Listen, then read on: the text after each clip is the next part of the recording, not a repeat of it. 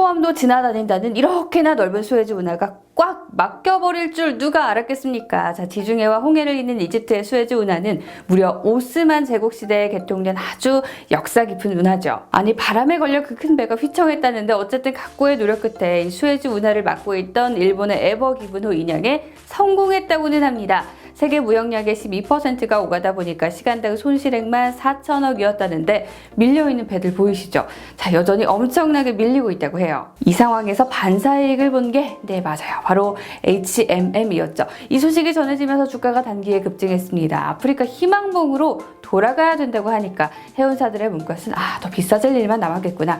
다들 그 생각하셨던 것 같아요. 자, 문제는 이게 이제 뚫려간다는 거. 아니, 한 몇 달 걸릴 줄 알았는데 벌써? 여기서 그만하자.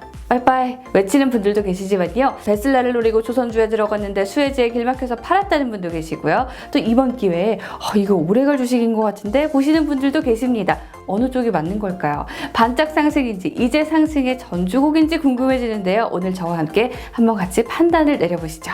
HMM, 인가? 회사 이름인가? 뭐지? 라고 생각하시는 분들도 계셨죠. 네, HMM은 현대상선의 새 이름입니다. 1976년 3월 코리아 이름 붙는 유조선 세대를 사서 아세아 상선으로 바닷길을 달리더니 1983년 현대상선으로 이름을 바꿨고 다시 37년 만인 2020년 HMM으로 이름을 바꾼 거죠.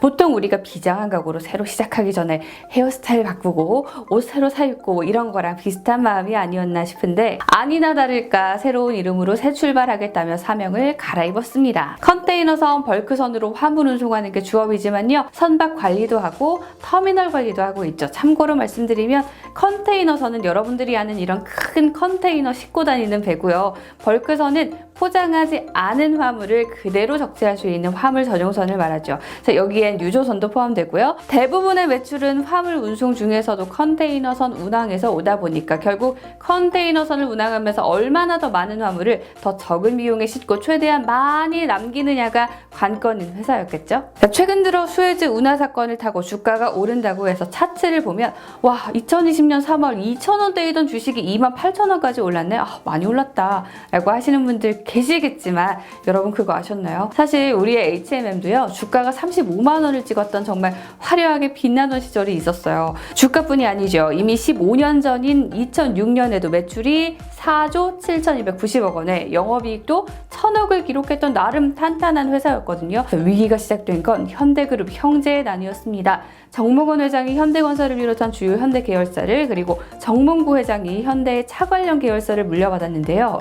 이 정몽원 회장이 2003년 안타깝게 세상을 떠나시면서 경영권 다툼이 본격화된 겁니다. 부인이었던 현정은 회장이 공백을 메꾼 사이에 현대중공업을 필두로 한 범현대가가 현대상선 지분을 매입하면서 현대그룹의 경영권 분쟁이 시작된 건데 이걸 한 번에 끝낸 게 바로 TRS, 총수익 스와프라 불리는 파생 상품을 통해서 현대그룹이 우호 지분을 모으면서예요. 아주 쉽게 시장위험, 신용위험 다 우리가 부담할 테니까 제발 우호 지분이 되죠. 이런 거였죠. 이것 때문에 나중엔 현대 엘리베이터까지 파생 상품 손실을 입어서 쉰들러랑 소송전을 벌였죠. 경영권 지키는 대가가 혹독했던 겁니다. 자, 이렇게 회사를 지켜냈는데 2008년 금융위기에 경기 침체가 세계를 덮치며 해운업에도 악재가 찾아왔죠. 현대상선도 2011년부터 2013년까지 계속 수천억 적자를 보는 날들이 계속됐고요. 문제가 커진 건 2016년 결국 한지는요 2016년에 셔터를 내릴 지경이 빠졌고요. 현대상선은 산업은행 자회사로 넘어가면서 현대증권 같은 계열사 매각에 용선료 협상하고 가진 배 팔고 하면서 문을 닫는 건 면할 수 있었습니다. 자, 그렇게 판 배를 다시 빌려서 사용하는 계약을 체결하긴 했지만 빌려 쓰는 처지가 되다 보니까 용선료도 내야 되고 유가도 오름세다 보니까 기름값도 더 들었죠. 버는 돈은 족족 비용으로 나가고 남는 게 없었습니다. 자, 오랜 기간 고전을 면치 못하던 현대상선을 살린 건 아이러니하게도 코로나였어요. 모두가 어렵다는 이 코로나 시국에 역대 최대 영업이익을 달성하면서 무려 21분기 만에 낙제생에서 모범생으로 변신한 거죠. 영업이익은 마이너스 2,997억에서 9,808억으로 무려 1조 2,805억이나 개선이 됐고 당기순이익은 마이너스 5,898억에서 1,240억으로 7,138억 원이나 늘었어요. 드라마틱했죠. 컨테이너 시황이 늘고 운임도 늘어난 덕택이었는데 컨테이너 매출이 대부분인 HMM에게는 정말 큰 호재가 된 거예요. 택시비 택시비가 너무 오르다 보니까 택시 몇 번 안 타도 택시비로 엄청 쓴 것과 비슷한 셈이죠. 덕분에 자본 잠식도 해소된 상황이에요. 모든 것엔 때가 있다고 했나요? 자, 이번에 수에즈 운하 사건으로 아프리카 희망봉으로 돌아가면 운임이 오를 수밖에 없어서 호재라고 생각하시고 많은 분들이 주식을 사셨던 것처럼요. 2020년은 분명 HMM에게 기회였지만 앞으로 이 긴 정체기를 끝내고 더 큰 호황이 올 수도 있겠구나. 희망 회로를 돌리게 하는 이슈들이 있긴 합니다. 자, 아무리 코로나 때문에 사람의 발이 묶였다지만 물건의 발은 묶이지 않았죠. 육상 운송도 막히고 하늘길도 막혔다지만 코로나에도 불구하고 해상 운송 섹터는 견조했다는 이 수치만 봐도 드러납니다. 서비스에서 상품으로의 소비의 축이 옮겨가고 재난지원금 등으로 오히려 가처분 소득이 늘어나면서 우리는 쇼핑을 계속했습니다. 글로벌 교역량도 운항 중인 배도 크게 늘었습니다. 자연스럽게 컨테이너 운임 연 최고치에 미국에서는 물건 는 컨테이너조차 부족하다 얘기가 들립니다. 반도체 없어서 자동차 못 만든다 이런 상황이나 비슷한 것이죠. 삼성증권은 수출 전망도 상향되고 설비 투자도 늘어나는 현상은 코로나가 잦아든 뒤에도 계속될 거다라고 봤습니다. 2020년의 키워드가 언택트였다면 2021년의 키워드는 소비라는 것이죠. 2020년 상승한 운임은 다시 2021년 운임 상승에 영향을 미치기 때문에 2021년 실적도 긍정적으로 보고 있는 쪽이 많습니다. 특히 컨테이너 같은 경우는 3월에서 4월에 체결하는 가격이 장기 계약이기 때문에 안정적인 1년 먹거리를 보장받을 수 있다는 의미죠. 자, 해운업 자체에 황금기가 다시 왔다 이런 이야기도 있어요. 선박시장 황금기인 2007년 이후로 중단됐던 컨테이너 선사의 기업 공개가 진행되기도 했는데 한진해운 다음으로 파산 가능성이 높은 회사로 꼽혔던 이스라엘 컨테이너 선사 지미어 2019년 영업 흑자 전환에 이어 2021년 1월 나스닥에 상장을 했고요. 한국에선 SM상선이 하반기 기업 공개를 진행한다 이런 보도도 있었죠. 자, 기업들은 신규 투자 자금 확보에 성공을 하고 투자자들은 구조조정을 마치고 돌아온 기업에 대한 투자 기회를 확보할 수 있는 시기란 얘긴데 곧 신규 투자 유입에 투자 심리가 기대감을 선반영할 수 있는 시기이기 때문에 HMM에게는 호재가 되는 소식입니다. 자, 세계 3대 해운 동맹 중 하나인 디얼라이언스에 정회원으로 가입해서 서비스 네트워크가 커진 것과 동시에 금융위기 이후 살아날 줄 모르는 해운업계 침체 속에서 정말 웬만한 강심장으로는 투자할 엄두도 못 내던 시기 주문했던 24,000TEU급 초대형 컨테이너선을 12척, 16,000TEU급 8척 온다는 점은 긍정적인 뉴스죠. 자, 이렇게 될 줄은 몰랐겠지만 발빠른 선택이었던 겁니다. 선박 크기가 크면 클수록 비용이 줄어드는 규모의 경제 실현도 가능해진 셈이고요. 신뢰감에 적지 않은 화물 유치 효과도 예상이 되고요. 자, 특히 요즘 전기차에서처럼 선박 시장에도 이 국제 해사기구 환경 규제를 충족하는 친환경 선박이 대세거든요. 이런 환경 규제에 맞는 선박을 투입하면서 재건의 신호탄으로 삼겠다는 계획이라네요. 2019년 취임한 배재훈 사장의 리더십도 눈여겨볼 만합니다. 취임하시자마자 책임 경영하시겠다고 현대상선 주식 5만 주 사셨어요.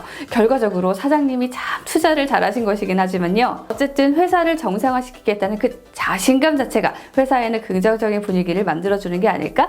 그런 생각도 듭니다. 한국은 아시다시피 사람밖에 없는 나라잖아요. 무역 의존도도 엄청 높고요. 삼면이 바다죠. 실제로 수출입 화물의 99.7%가 바닷길을 통해 운송되고 있을 정도니 해운 산업은 정말 반도체만큼이나 중요한 산업이라 할 수 있습니다. 수출 수입 많이 하면 배 필요하니까 배 만들 것이고 그럼 또 철강 필요하니까 철강 늘어날 것이고 정말 먹여 살리는 산업이 많다 보니까 국가 기관 산업이라는 점에서 HMM이 조금만 열심히 해준다면 국가의 지원도 뒷받침될 수 있는 영역이죠. 기대감이 커지는데요. 자, 이제 빛 좀 보려고 하는데 무슨 악재 얘기냐 싶으시겠지만 그래도 살펴볼 건 살펴봐야겠죠. 우선 자본 잠식에선 벗어났다고 쳐도 10년 적자가 한 방에 없어지겠습니까? 빚이 아직 많습니다. 매출이 6조 4천억인데요. 빚이 7조더라고요. 버는 족족 빚 갚느라 다 써야 할 정도죠. 신영증권의 분석처럼 업계가 2020년 한 해 수익으로 9년 동안 조달한 원금을 다 충당한 반면 HMM은 겨우 2018년부터 충당한 자본금 3분의 1만 커버했을 정도니 다른 회사들보다는 경쟁력이 떨어질 수밖에 없습니다. 해운은 사이클 산업입니다. 미래의 물동량이 줄어들고 운임지수가 떨어지는 시기가 절대 안 온다 라고 할 수가 없죠. 네, 바로 경기를 엄청나게 타는 업종이 바로 해운업이라는 것 자체가 리스크입니다. 유가나 환율의 영향도 받고요. 이번 수에즈 운하 사건도 어쩌면 이런 변동성의 대표 사례일 수 있습니다. 아프리카로 돌아간다면 단기간엔 운임이 올라서 좋겠지만 결국은 유류비 부담 등으로 운영비 증가가 발목을 잡을 것이라는 분석이 나왔다는 것도 기억해봐야겠죠. 자, 앞서 살펴보신 것처럼 매출이 너무 컨테이너선에서만 오는 것도 문제예요. 2012년 벌크선 매출이 2조가 넘었었는데 2019년 벌크선 매출은 5천억을 겨우 넘거든요. 2016년부터 계속 이래요. 돈이 급해지니까 2013년을 시작으로 벌크선 사업부를 내다 팔았거든요. LNG나 석유나르는 캐시카우 하나를 포기하다 보니까 10%도 안 되는 점유율을 기록하고 있습니다. 특히 이 벌크는 장기 계약을 맺는 경우가 많아서 정말 안정적으로 돈을 벌 수 있는 구조인 만큼 벌크 운임을 다시 찾아올 수 있을 것인가, 또는 또 다른 정말 든든한 캐시카우 하나를 만들어낼 수 있을 것인가가 관건일 것 같지만요, 당장은 쉽지만은 않아 보이네요. HMM이 글로벌에서 싸워야 한다는 점에서의 리스크 요인도 있는데요. 먼저 발주 잔량이 많이 남아있다는 점, 그러니까 선박의 공급이 늘어날 수 있다는 점은 향후 기간 항로에서는 정말 극도의 운임 경쟁, 치킨 게임이 재발될 수 있지 않을까 걱정을 좀 하게 하네요. 물론 얼라이언스도 가입하고 했지만 이게 바로 매출이 확 느는 게 아니고 좀 시차가 있을 거다라는 점도 고려를 해야 하죠. 자, 앞으로 환경 규제로 인한 중대형선 폐선 그리고 기술 전환이 시황의 변수가 될 수 있다는 점에서 결국 코로나19 그 이후를 대비해서 시장 선점에 큰 비전을 그려나가야 한다는 큰 과제를 갖고 있는 듯 보이는데요.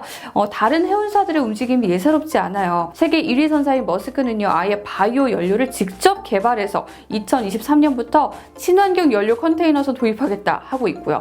IBM이랑 협력해서 블록체인도 하고 위치 추적 서비스도 합니다. 인공지능으로 사람 없이 운영하는 AI 선박 같은 정말 최첨단 기술에도 눈에 불을 켜고 있죠. HMM도 물론 클라우드 시스템으로 전환하고 삼성 SDS랑 파트너십도 맺고 이렇게 IT화에 노력을 기울이고는 있는데요. 2016년 한진해운 파산 때 국내 기업의 반사이익을 해외 선사들이 봤다는 점에 비춰봤을 때 국내 1위보다는 세계 1위로 커나가는 그 신기술에 대한 투자도 시급해 보입니다. 마지막으로 요즘 산인이 현대상선 매각을 저울질하고 있다는 소리가 어디서 솔솔 들리더라고요. 포스코 얘기도 나오고, SK하이닉스도 사실 현대반도체 간판 달고 있을 때는 망하니 뭐니 했는데 SK가 인수해서 날개 달았죠. 현대 엘리베이터가 신사업에 눈을 돌리면서 현금을 쌓아두고 있다는 점 때문에 다시 정부로부터 현대상선 되찾아오는 거 아니냐, 이런 추측에 눈길이 가기도 하고요. 누가 데려가든 매각설이 나오면 기대감은 더 커지지 않을까 싶습니다.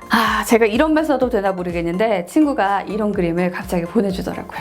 워렌 존 버핏, 버티는 자가 벌 수 있다. 요즘 주식시장에서 많이 들리는 말 존버가 아닌가 싶어요. 근데 존버를 하더라도 좀 알고 공부하고 버티면 마음이 좀 편해지지 않을까요? 제2의 테슬라, 베슬라를 꿈꾸며 다시 35만 원을 바라보며 존버를 결심한 분들, 아니면 손절을 결심하신 분들 다양하실 텐데요. 자, 오늘의 한 줄 평 꼭 남겨주시고요. 저 신지은의 경제백과도 격변하는 시장 속에서 존버하면서 여러분들과 함께 오래오래 가고 싶네요. 응원도 많이 해주시고요. 자, 그럼 저는 다음에 다시 인사드리겠습니다. 안녕.